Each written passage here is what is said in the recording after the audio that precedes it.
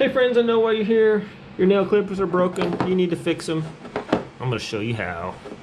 Basically, you have 3 parts. You grab your pincher part, and you're going to want to locate the bottom of the pincher part. The top part is basically going to have that little, some kind of either an indentation there or maybe some little guides on either side, and your bottom part's probably going to be flat. So this is our bottom part. Take our little pin, drop it in there.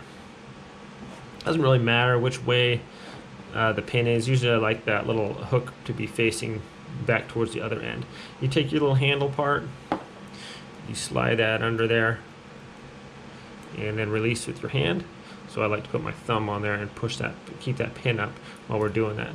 And that should secure your clippers in place, and they'll work just fine again until next time they come off.